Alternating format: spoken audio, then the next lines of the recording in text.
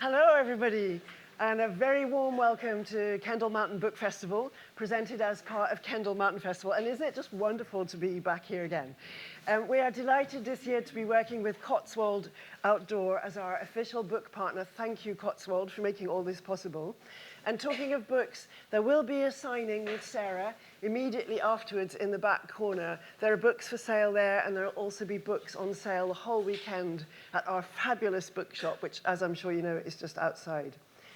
Just in terms of quick housekeeping, if you could take a minute just to check that your phones are off or on silent, that would be really, really appreciated.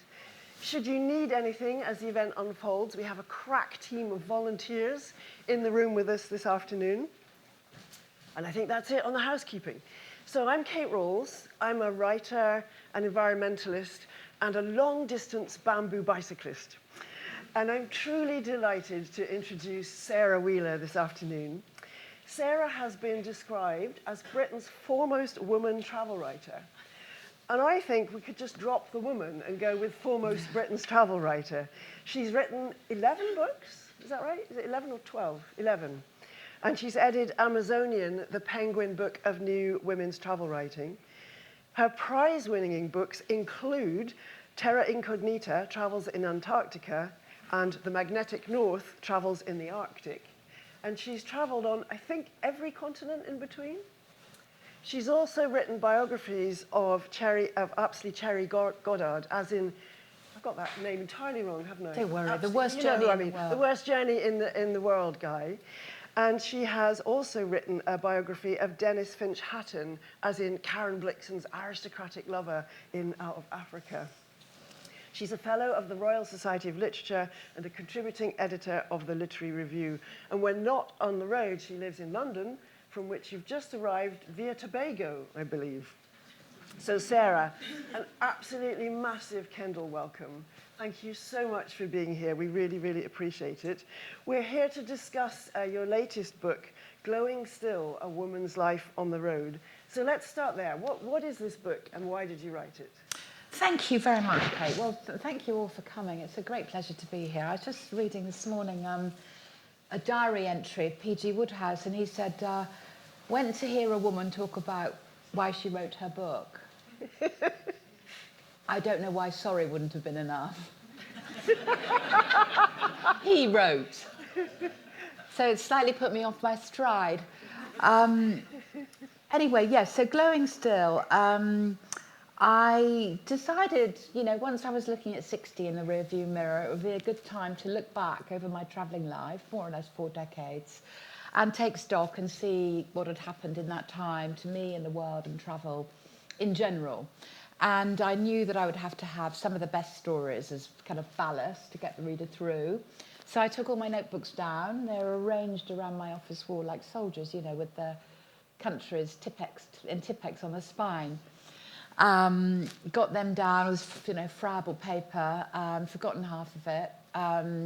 All kinds of things, that didn't make any sense, telephone numbers written down, and it sort of brings back gusts of the past. And I remember one, fucking Carlos ruined it all. And I thought, I bet he didn't. Looking back at the younger me, and it was like meeting myself coming back, in rather an agreeable way. So I wanted to stitch all of that together for Glowing Still. And of course, really the elephant in the room from the beginning I knew was I mentioned and wanted to say what had happened to me and travel in the world in general. What had happened to travel in that period is, of course, everything. When I started out, it was good to travel. I mean, morally good. It meant you weren't a little Englander, you were looking out beyond, you were interested in the other. It was a good thing. Now you're a big villain if you go anywhere, except if you go on a bamboo bicycle. You're a big villain. First of all, hydrocarbons, not going to go away anytime soon. It's a bad idea. Secondly, coronaviruses, it's a really bad idea to, travel in a tin tube for 10 hours and then leap out at the other end. And the third thing is voice appropriation, which in my game is a big thing. You're not really allowed to write about anybody now who's not like you. And you're appropriating stories of the global south, which is all good, all of that, but where does it leave us? And where do we go from here? So I had to kind of confront all of that, plus the obvious one that's been around since the dawn of time. People have been saying to writers, as we've been everywhere. So I had to address that and weave around that themes, which we'll talk about, that have sort of been the themes that have been with me my whole travelling life. So we'll talk about some of those. So it was stories, the best stories, anecdotes, and of course I wanted to show the world going by, you know, like as if there was a moving news footage now of things that have happened, and it's helpful to show people, you know, what was going on at that point, to kind of get a bit of perspective and lens change. So it's rather a long way of saying that that's what I wanted to do, was sum up my life on the road so far, and the working title was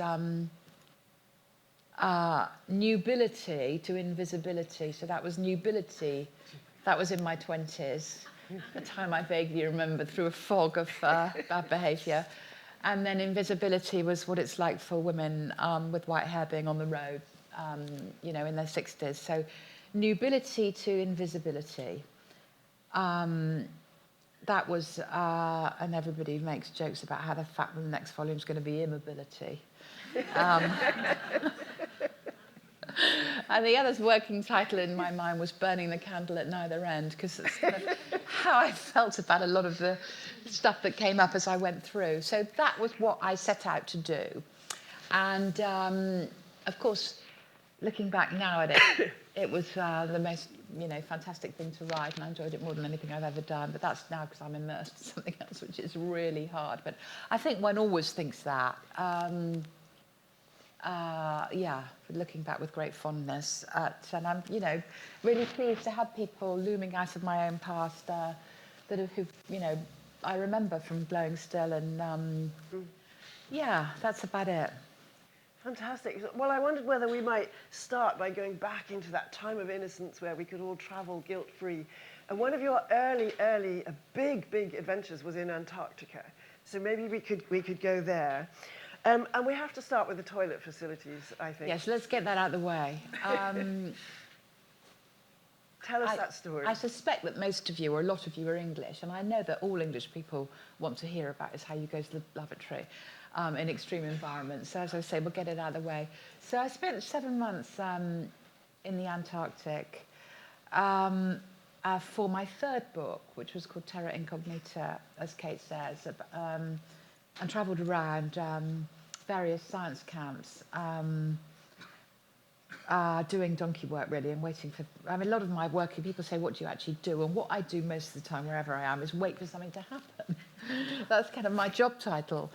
Anyway, so in this particular camp that Kate's referring to, it was a bunch of benthic biologists. Now, if you don't know the word benthic, you have to all learn it and use it tomorrow. It's a great word. It means a seabed. And you can use it metaphorically, and I really like it. Anyway, they were benthic biologists, and so you think, no, geologists, benthic geologists. So they were drilling a hole in the ice, sending down ROVs, remote operated vehicles, taking photographs, which they would then look at the film. Why were they doing this? Well, because what's on the bed of the sea, the Southern Ocean, underneath, below 12 feet of ice, and then all the water, is debris dispersal shows you how fast the glacier is melting. So that's key data. How fast is the glacier melting, and what's it dragging along with it? So that's what they were doing, and they'd set up this fantastic camp for the whole summer. It's by the Mackay Glacier. There's 5 of them, and we all had our little tents, and they'd drilled a hole in the ice to put what, you know, like a camping lav, like a box, you know, on top of it with a polystyrene seat and a windbreak around it. View of the Mackay Glacier. Yeah, it's the best appointed Kazi that the world has ever seen. Anyway, so on my second day, I was there doing something or other in the camp, and one of these benthic geologists came skidding across the ice with his wind pants around his ankles. I said, God, Mike, what's going on? Well, he'd been enjoying the view, and a seal had come up. And there was all lots of talk of hot, fishy breath. So, yeah. Yes, that was. one of many camps that I stayed in, and including a spell at the South Pole. And then for the last 2 months of those 7, I had my own camp. I was the American government's writer in residence, and I shared a camp with the American government's painter in residence, artist in residence, who luckily for me was a very wonderful woman who had a much harder job because her paints froze, you know. Yeah, we sat there for 2 months. And when we had 10-day whiteouts, which are very common in the polar regions, she had to paint me. So if you go back into her portfolio, there's loads of pictures of me sitting in this hut looking out of the window at whiteness, nothing but whiteness. And remind me what year we're in. It's 19... That must have been 95, 96. 95, 96. Yeah. And there were quite a few sort of fairly basic bits of kit. I mean, you write about a trip in a twin otter plane where the pilot got out and warmed the engine with a hairdryer. I mean, I would have found that a little bit off-putting. Yeah, well, yeah, travel in the Antarctic certainly is pretty, I mean, the choppers they had there was, for VF-6 was running the air support for the American Antarctic program at that time.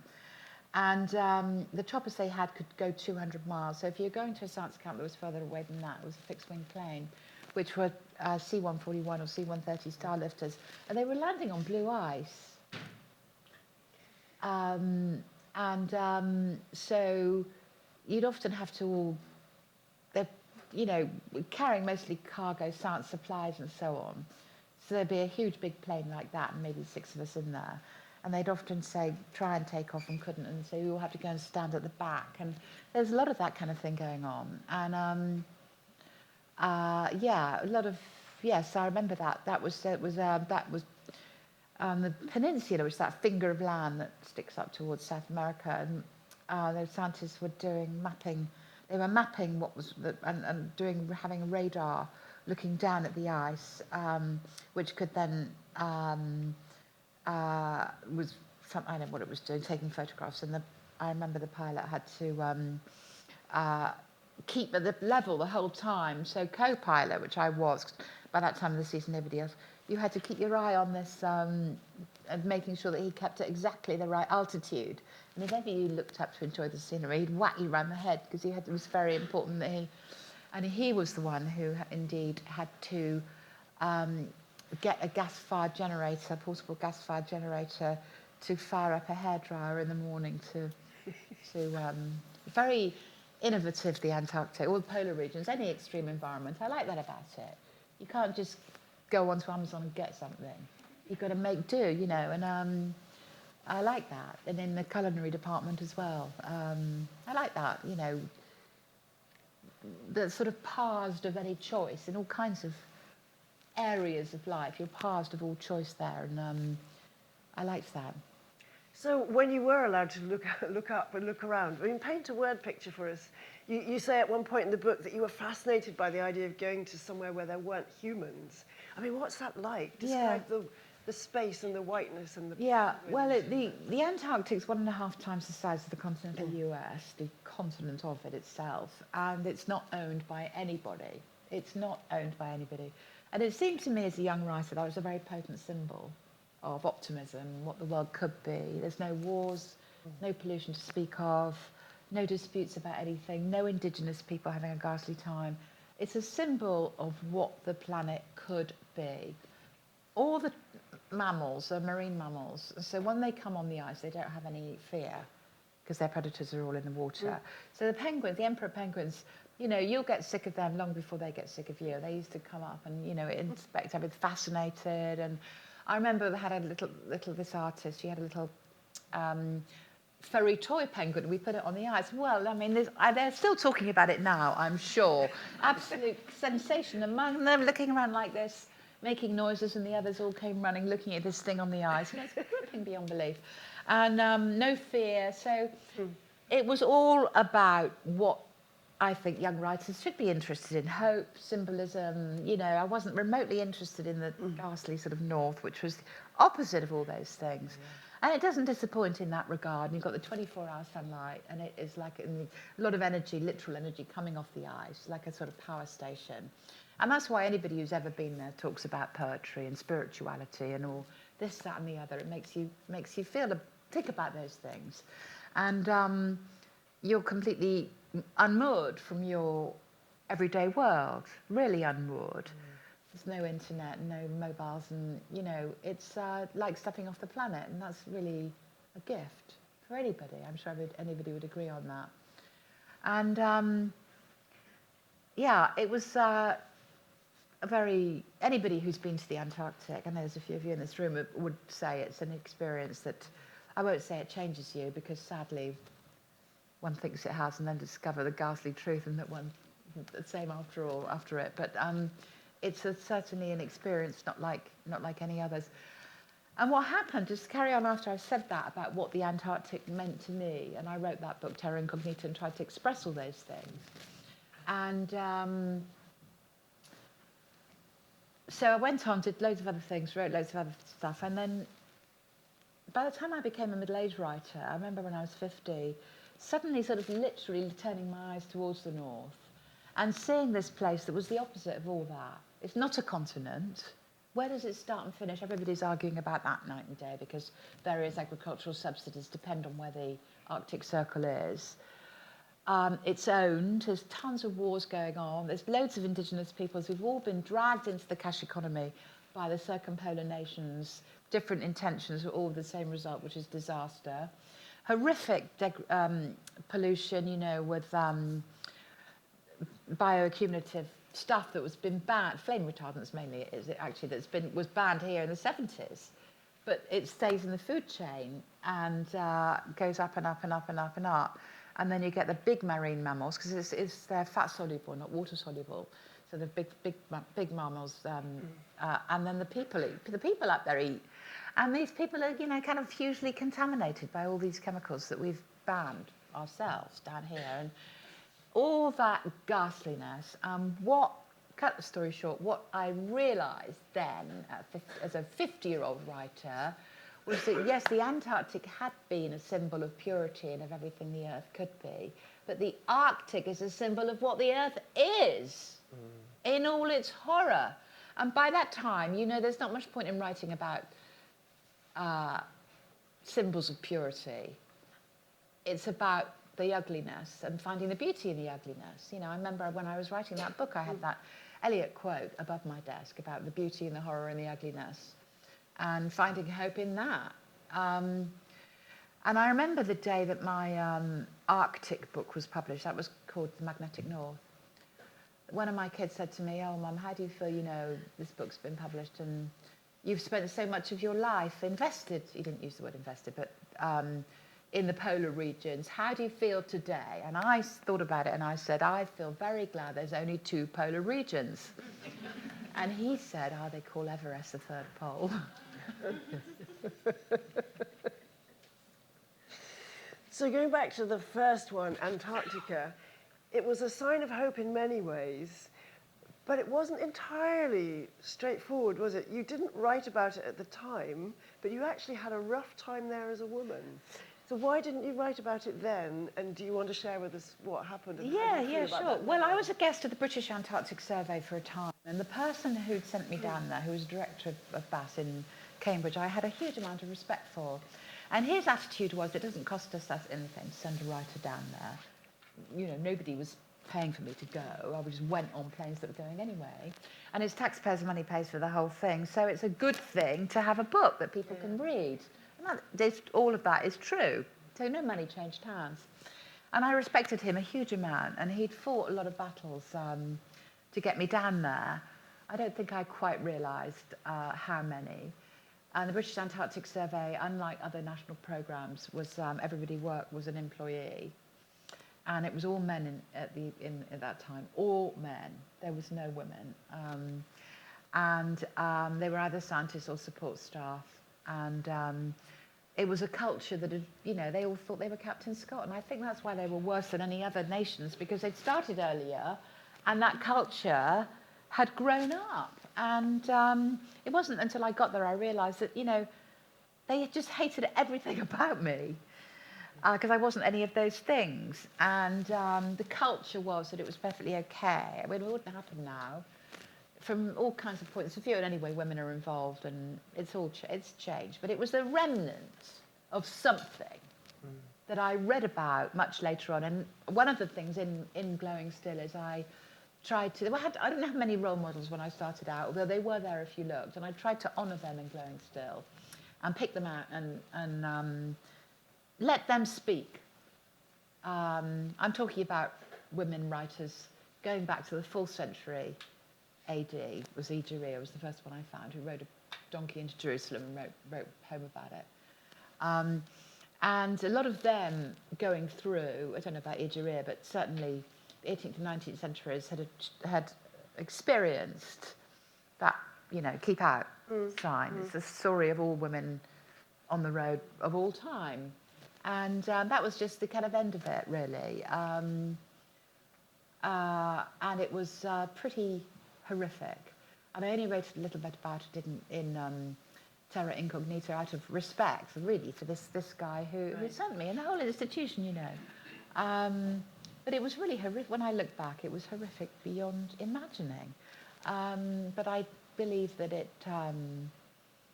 I don't think it happens anymore. Well, it can't. It doesn't happen anymore. Other things happen, But anyway, so the great thing about writing a memoir, above all else, is score settling, and it seems an opportunity not to be missed. As I say, it was just a tiny bit of the story of all women on the road or parked in the sidings since the beginning of time. I mean, Egeria is the first one I found. I know they were there before, the Assyrians and all the rest of it, but they've gone. And you did actually spend a night in Captain Scott's bunk, didn't you? Yes, How did that feel, given what you said? I know. Well, that was nothing to do with the British lot, because it's on the other side of the continent. I already knew, it was, kind of quite deeply involved, and I expect a lot of you are very gripped in sort of, polar history, all those great stories of men with frozen beards, and, they're the greatest stories ever told, aren't they, Shackleton and all of that. So Captain Scott's hut was there. That's the one from his second expedition. And I thought it would be revealing for me to sleep on his bunk, and they all write a lot, or they all wrote diaries about the stones being blown up, the hitting the window when and then in the case of when the others were waiting for the polar party to come back, they kept leaping up. It's them, and it never was them. And looking at the same, and the great thing, of course, is nothing's changed. It's not like being in warmer climes where things decay for whatever reason. And so I did think it was a fitting time for me to sleep on Captain Scott's bunk, the first person since 1912 to do so. And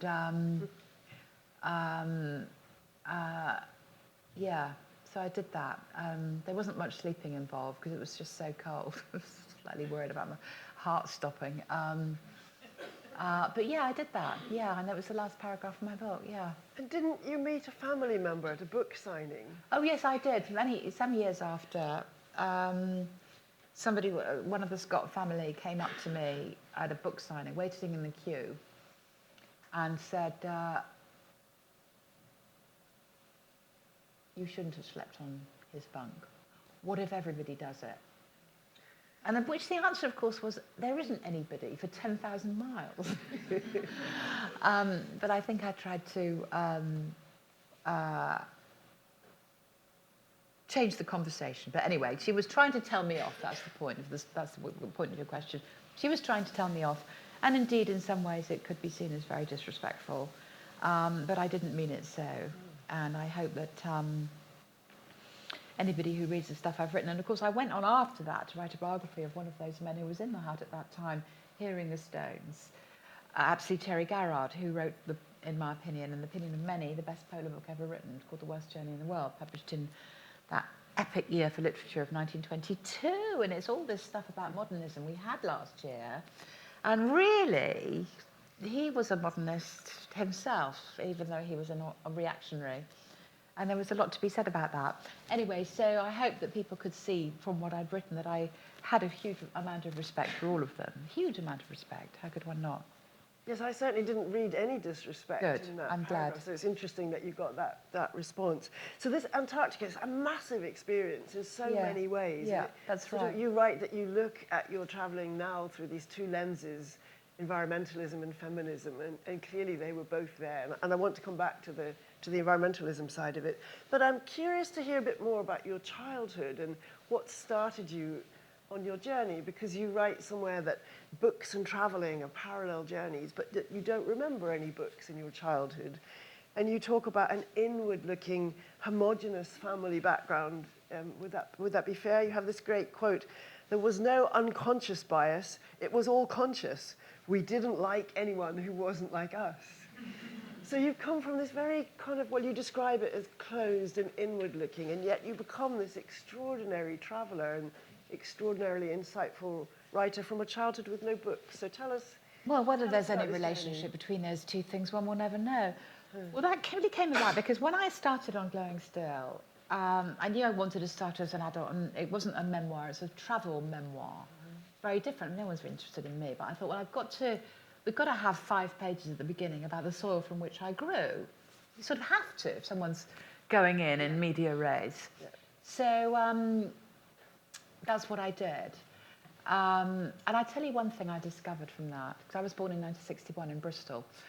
And so I tried to conjure what it was like then. And what I realised, I mean, if any of you are as old as me, which I doubt, 16 years is like yesterday, isn't it? It's like last weekend. And that is what the war was for them. The war was close. It was everywhere, especially in Bristol, which of course was very heavily bombed. My grandfather, whom I knew very well, air raid warden, and my dad, who is still with us, remembers being led out and look at the whole of Castle Street on fire, you know. And it was, of course, everything was, a lot of it was destroyed, and so there was the beginning of the high rise as well everywhere, everything going up, the trams, the last trams, and you know, it really made me see the history of my life unfolding, and the background film I was telling you about, in a very different way. That proximity of the war, and knowing also that these themes were going to unfold, the themes that have been the themes of my travelling life, feminism and environmentalism you've mentioned. One had to say a little bit about what was going on in that department then. Not that one was aware of it in any sense, but Rachel Carson wrote The Silent Spring the year after I was born. I don't know if any of you have read The Silent Spring, but it's one of the best environmental books ever written. We knew. Everybody knew. Then, when I was born, everybody knew. Why didn't we do anything? And in fact, there's another book called The Peregrine by J.A. Baker, which was published also in the 60s, probably the second best environmental book ever written. And Baker wrote that we had killed the planet. It was a dead planet, like Mars, but glowing still.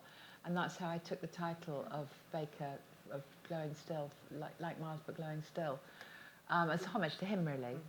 And Simone de Beauvoir published The Second Sex about that same time as well. And 12,000 copies were sold in the first week, but none of them were sold in Westbury Park, which was the district of Bristol of which I grew up. Because all the women I knew were housewives, and everybody got married when they were 20. The exception to the rule of those two rules was my Aunt Ruby, who worked, like all the men did, at the Will's Tobacco Factory. And she was a tobacco stripper, leading to endless family jokes at Christmas about Auntie Ruby the stripper. And she lived until she was 99, and I was able to chat to her a lot about what it was like being a stripper in Wills in those years. How did I get onto all of that? Oh yeah, so I wanted to just say about that, the soil from which I grew. And it was homogenous. My childhood was homogenous. That was the biggest difference between my childhood and my children's, where their childhood was not. Go to any school in London and it's not homogenous. Thank goodness. I mean, it's wonderful. And that was very, very different. And I had the best state education any girl has ever had, by serendipity of time, you know, direct grant system and this and that. The best. And of course I wanted that for my own children. It doesn't exist anymore. So that was luck, really, being in the right time in the right place to have that. So yes, in about 5 pages I tried to conjure that, and I think that to seek reasons about why did I set off, I think I like to think of it as a sort of hitherto undetected frequency that was out there, was going out there, and I did take off. But there's no doubt that it was partly to get away from all of that, because there's something I didn't like about it. Yeah, you have this beautiful phrase, I wanted to dilute the people amongst whom I'd grown up. And yeah. That really, yeah. They were all blue-collar Tories, and it was, something as seen, yeah. And you explore other motivations why any of us travel in the book. And I love the one about getting away from the fairy liquid. Tell us more about that sort of urge to escape from domesticity. Well, I actually thought everybody wants to get away from the ferry. Yes, well, I'm often asked, weren't you afraid? And I always think, I mean, really often. And I always think, well, what of? The hidden crevasse, the man with a machete, what? And so I think about the only thing that really frightens me is the curtain department at John Lewis, where I find myself paralysed. Well, I'm not in there very often, and when I am, it's usually going on my way through. And I find myself paralysed by anxiety. And I suppose, I think the whole getting away thing, and I think particularly with women, and I do try and explore that, and some of my girls, as I call them, these role models I was telling you about, whom I try and cite all the way through, the ones who've gone before me, what they made of it. A lot of them were getting away from all sorts of a wide range of different things. And of course, the wisest of them always said, there was Isabel Savory, who was about the 1840s in India. And she said, I've just been to the Hindu Ghats and I opened the cupboard and found myself inside, my own skeleton. You know, I expect some of you know that quote more famously from Horace, who said, transmare coram non mutant, and you go to the ends of the earth and you find yourself. So that whole thing about going to get away from yourself and lose yourself is illusory. There's another sort of side of all of that in the whole hippie thing of going to find yourself. The other thing, not to leave yourself, but to find yourself. And I've always felt I know quite enough about myself already. I don't really want to know anymore. But yeah, all those, I think, motivations for going, and then the payoffs, and all of that endless stuff. So I still ask myself now on every trip, why am I going? And why come back? So you didn't manage to leave yourself, but you did manage to leave your family. And your first actual big trip was actually in Greece, wasn't it? You write you were in Greece when Yanis Varoufakis had only just started shaving. Yeah. Is a lovely image. Yes. And what really struck me about the Greece section is that you said that you had such confidence in those days. You were sure you were a writer, and it never crossed your mind to doubt. Where did that? How does one? That must have felt. I don't know how anybody does that, but I suppose, unless anybody in that field of creative endeavour did somehow or other, nothing would ever be created. But I tried to write also about the places I've actually lived rather than travelled to, which include I was in Paris for a year and I kibbutz in Israel for a while, and I lived in Greece for 14 months, what you're referring to. And had a job working for a publishing house in Athens, and that was a very seminal and important year of my life, actually, and one of the happiest, I think, which I look back on with great fondness. So I wrote a lot about that and about how it was that was 1982. And, again, I guess that's what everybody feels like when getting old. It seems like ancient history. I used to go and travel in the country a lot, and Greece was really then in the midway point of its arc from donkey to Mercedes. And when you're away from towns, there were old crones who would say, are you Christian or foreign? He said, Christiani, Sámi. are you Christian or foreign? Because in the Greek mind then, orthodoxy was so closely associated with nationality and nationhood, and nationality in a good way, which is what happens after you've had 400 years of occupation. And that was still there, the remnants of it. There's not a single person in Greece who'd understand that today, but it was still there then. And so it's grabbing hold of the remnants. And it, of course, goes back, and you're touching hands. You know that thing of, I dance with a woman who danced with a man who danced with, and it goes back to somebody or other. And I liked to think of bearing witness in that way, passing it on, just as the young women out there now doing their own writing will have their own stuff to pass on about meeting old crones themselves. And then your second book was Chile, and I'm just going to briefly divert into Chile because I have to thank you, Sarah. In the book Travels in a Thin Country, you talk about this drink called pisco sours, and I'd never heard of them. And then when I went to South America in 2017, I hunted them down. So thank you so much for turning me on to pisco sours. They're the best. And then Antarctica is your third drink. And then you wanted to go somewhere completely different. So you went to Bangladesh. I mean, what was that like, that contrast between no people to many, many people? Yeah, well, that was after Terra Incognita, when I was kind of fumbling around a bit, and I didn't know. I knew I wanted to write that biography of Cherry, but his widow was still with us because she was 30 years his junior. So they married in 1939, very popular time to get married, and she didn't die and herself until 2005. Anyway, she'd never given permission for anybody to write his biography. You needed permission because you couldn't write it without quoting from The Worst Journey, and she controlled copyright, and she controlled copyright of all the unpublished material. Anyway, so I was waiting for her to say yes, getting to know her, going by train every fortnight to Suffolk. That was a story in itself, a very poignant one, because she remembered a lot about him in his last years. And anyway, so of course, like everybody else, I had to earn money, pay the bills, and did various other things, short form writing. All the sorts of stuff that writers do when they're making it, everybody, short form writing, wrote a couple of things under books of television series under a assumed name and obituaries, God knows what, like everybody, I did it. And but then I knew it was very hard to get the Antarctic out of my head for the reasons we were talking about earlier. It's very overwhelming. It's a very demanding place to go from every point of view.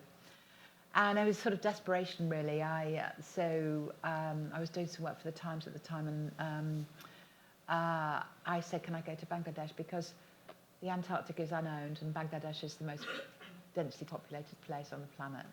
So I thought that's the thing to do the opposite, which is kind of, I think, a good kind of tool for writers anyway. In fact, I think I got it from a writer. And I went to this kind of seething mass. Yeah. And you, I think it's in the Bangladesh book that you're really starting to think about the purpose of travel writing. And witnessing this intense poverty makes you say something like, well, I didn't think I needed to be Che Guevara, but maybe a bit more like him. I mean, tell us more about what was going on for you at that point. And you're really grappling with this distinction between observing and trying to do something about it. Yes, I don't think it was particularly at that time, actually, Kate. I think that is something one grapples with always. And let's face it, there is something rather unsavoury about looking at other people and writing about them, whichever way you cut it. Bearing witness, how much it's the writer's responsibility to bear witness. And of course, some of my great heroes, that was kind of, I mean, I'm thinking about Martha Gellhorn, who's a war correspondent, and she wrote lots of other things as well. Great heroine of mine who I write about quite a lot. And she, of course, did bring us news from really important, a million times more important than nothing I've ever done has been important. And then a great hero of mine, Norman Lewis, who I hugely admire, did more stuff in short form for the Sunday Times in the 70s about what was happening to the tribes in the Amazon than anybody and any writer has ever done. And in fact, it was Survival International was founded on the back of that. So all this, how much one should bear witness, how much one was a voyeur, these are questions that one has to keep asking oneself as a writer, and which have no answer. But I think you stop asking them at your peril. And the current issues of voice appropriation are good because they are teaching us all sorts of things about not stealing stuff from the global south that belongs there. But it introduces, can introduce some difficult issues which I've experienced myself sometimes of, I really want these people to speak for themselves, but you facilitate them doing, how can we facilitate them doing that? And that's something that's beyond one person. And so often I'm their only mouthpiece. I felt that in particular, I wrote about in Glowing Still. When I was in the Bronx, so chapter 9 of Glowing Still is about a period I spent in the Bronx. And it's difficult, but, you know, most things worth doing are difficult. So you have to fight your way through, which is kind of what we're all doing, I think. Yeah, and I know you would caution against generalization, but, and maybe this question doesn't even make sense, but do you think women and men write about these issues differently? Not particularly, no. I don't particularly think that. But I think there is something in the female gaze, to steal that phrase from another discipline. I think women observe in different ways. Whether they write in different ways is another matter, but I think that, and of course they have vastly privileged access. I mean, I learned more from what it was like living under Pinochet, sitting at tables in the high Andes by a woman with, you know, a baby in her arms and 6 toddlers who never would have invited a man in. And that's a great thing. So maybe we can jump from the first lens to the second lens then, and come back to the environmental story. I mean, 30 years after these books that were so influential, Silent Spring and The Peregrine, you're in the Antarctic, and the scientists know all about what's happening, but it's not out there in the public consciousness. I mean, how aware were you at that point of this emerging story and how huge it was going to become? Or did your own environmentalism emerge from that point? Well, of course, it's a great privilege to be with the senior scientists. To be a senior scientist in the polar regions, you have to be really good because it costs such a lot of money to do a science project. Imagine taking a telescope to the South Pole. And I always thought that this telescope was going to be sort of slightly bigger, long black thing, you know, you looked at one end, but it's the size of this building, and it's white. You don't put your eye to it at all. Looking up, the atmosphere is very thin. So it was a great privilege to learn from them, and the great thing about the Antarctic climate, of course, is you do get stuck in a tent for 10 days with somebody who's the leading expert in the world at that point on global warming. He's got nothing else to do but talk to me. So it was great as somebody with a very, very narrow, typically English education, where I specialised when I was about 2, you know, and did no science whatsoever. And so I guess I did know, and I have seen in my lifetime, as we all have, the issue come to take up the front pages and be a major thing.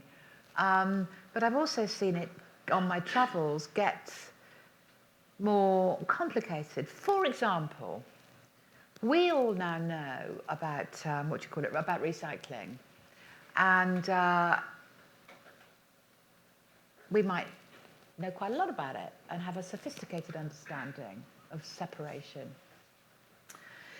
So I got to Hebei province in China, which is where they do all the recycling. And I saw my own Sainsbury's orange juice cartons. And they all get sent back in the huge ships that come over, bringing all the plastic crap we all buy. And those ships go back empty. So the argument is, well, they're going back empty, having disgorged all the plastic crap we all buy, so they might as well get filled with all our rubbish. Okay. So it all goes back to Hebei province, where it gets converted into low-grade plastic. That makes the type of thing like, you know, on enormous building sites, they have those big sheets, you know what I'm talking about. That's low-grade plastic, makes all of that type of stuff. Anyway, so in Hebei province, it's the young women's work, for reasons that these things end up being with there's no reason at all, but that's how it is traditionally. So there are these conveyor belts, and I'm seeing my Sainsbury's juice cartons coming across, and the women are sorting them and in various conveyor belts, so they get reduced and reduced and reduced to they're tiny balls at the end. Here's the thing. The health and safety conditions in those factories would never be allowed in any country in the global north and developed world. And there's young women, many of them pregnant, breathing in the fumes. That's what recycling is, the reality of it. I'm not saying we shouldn't do it. I'm saying we need to maybe there needs to be more knowledge. People need to know. I think it's important that people know that, and it's not the panacea.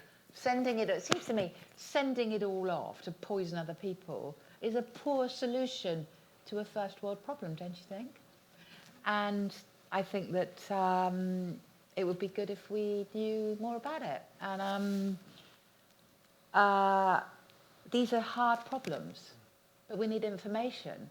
And, you know, local authorities just have to tick the box, don't they, to get their government money, central government money, that they've recycled a certain percentage.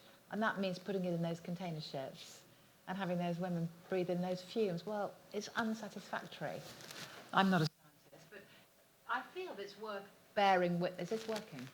If you come on here to shout. I feel that those are the kind of things I can as a non-scientist. I mean, I'm very much a generalist. So I feel someone's got to be one. It's rather unfashionable in the world today, where academics are homing down more and more. I feel that is something that one could say, well, it's a good thing to bear witness about that. And I've got millions of other environmental stories like that, just for things I've seen. Yeah, absolutely. And there's a tremendously positive one about Tompkins Foundation in Chile, which perhaps we'll come back to. I'm aware that we're getting close to time, and I want to make some space for your questions, so do have them at the ready. But before we go any further, I want to ask quickly about the process of writing the book, because you have this vivid sort of account of how you always used the same notebooks. They were black with red covers, and they had a certain kind of narrow line margin sort of set up.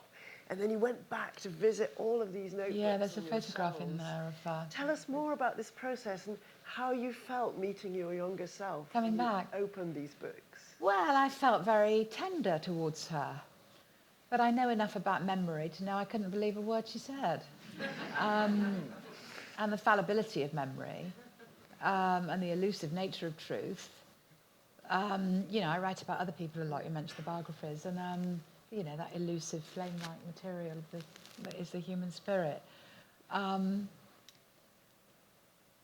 so I tried to read about the process of this book. I tried to note down what was important and what was meaningful, and hopefully what was funny. And the advice of your granny. We have to hear the advice of your granny, because that was hilarious. If only I could remember it. She said, don't try to be clever or funny. God, yeah, that was funny. Yeah, when my first book came out, she said, don't try to be clever or funny. Just be yourself. Isn't that great? Thanks, Gran. I'm really glad you reminded me of that. I'd completely forgotten that. Yeah. So final chapter is Zanzibar, and you were there not that long ago, and you reached a sort of certain peace with your younger self. Will you tell us briefly how that was? Well, I wanted chapter 10, there's 10 chapters in this book, I wanted chapter 10 to be none of that stuff of the notebooks or anything like that. I wanted it to be a kind of summing up. But it had to be set somewhere foreign so I could weave in lots of travel stuff as ballast. So I went to Zanzibar, I'd never been before, for 6 weeks, which was paradise on earth. And sat around, met some gorgeous young women who told me lots of things, and tried to, sum it all up, tie up all of that, and look to the future and accept that there are no answers, because there aren't really any answers to any of this stuff, it's only more questions, But to try and bring all that together, and I can't remember what else I did in that last chapter, but there was a sense of, I wanted there to be a certain sense of acceptance at the end. Reconciliation. Despite your son, do you remember the story when you're at lunch with your grown-up son and there's a massive wire? So I spend really a lot of time in my life trying to fight everybody off so I can spend time on my own. And it's never very successful. I tend to show up. And in Zanzibar, both my adult children and the father came out separately, one by one. And there's this thing that goes on in Zanzibar of older white women going to hook up with extraordinarily handsome Zanzibari men. Well, they're not Zanzibaris, actually. Most of them are from Tanzania, and some of them are fake Maasai. I know they're fake Maasai because all the other Tanzanians will tell you how appalling it is that they look at him, he's not a real Maasai, but they're wearing the gear and so on. So it's quite a sight to behold. And I was having lunch, as you say, with one of my kids, and he whispered sotto voce, "Look at her, Mum, she's even older than you." So I was just composing my reply, sort of deliver the Gettysburg Address about how such talk was unsatisfactory, when he said, "And she's even fatter than you." And by the time I'd composed, I mean, lost the will to live at that point. By the time I'd lifted my head again, I saw just the top of his snorkel charting a course across the reef.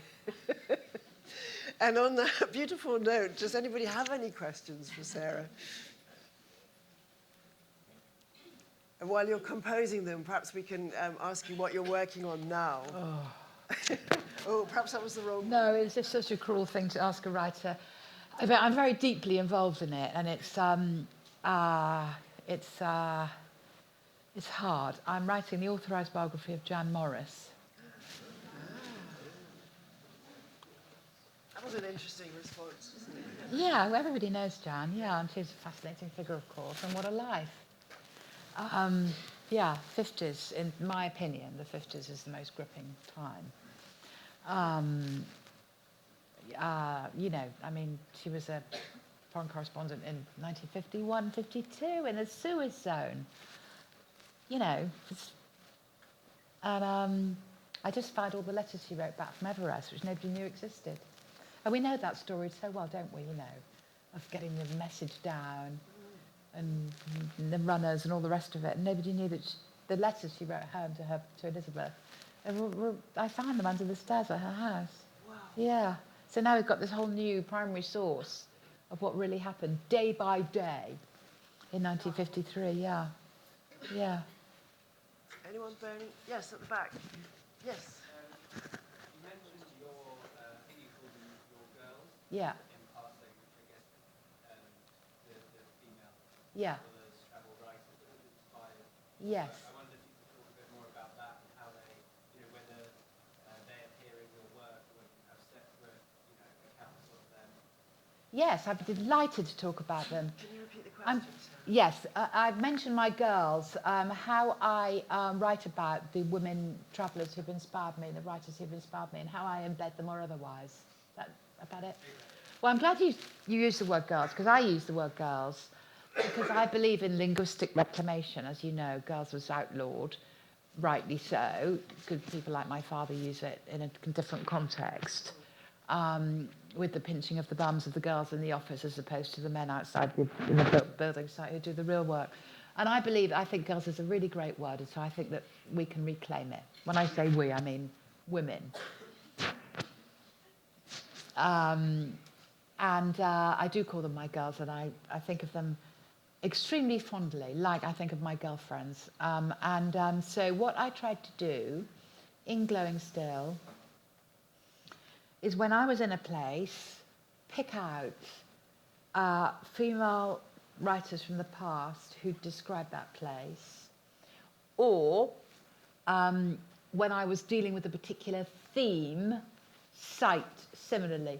For example, there was an aspect of feminism in the Global South and how actually in what you'd think would be a harder environment to get traction, a lot of women had done rather better than women had done in the global north in terms of moving things forward.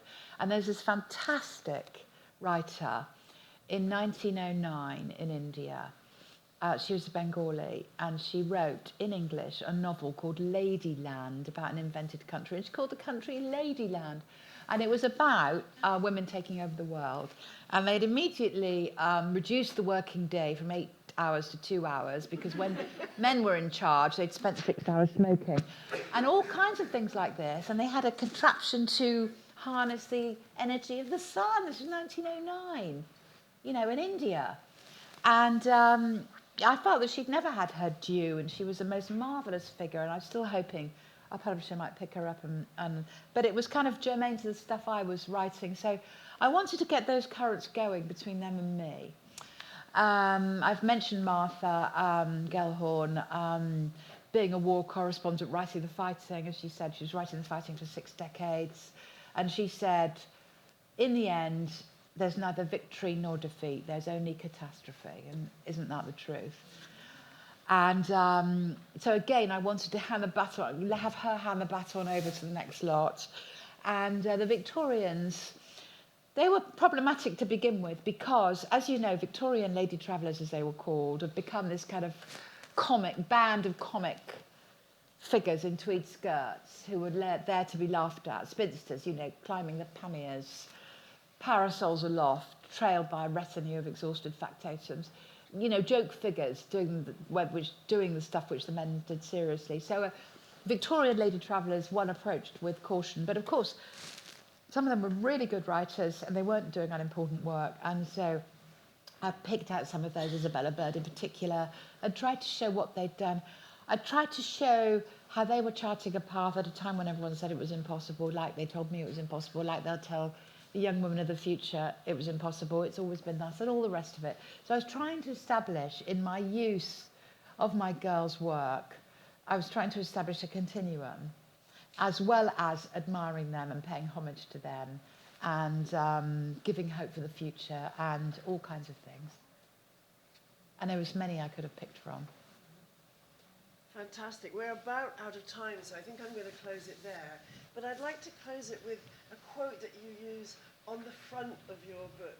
And it's a quote from Freya Stark. And she says, "Surely, of all the wonders in the world, the horizon is the greatest."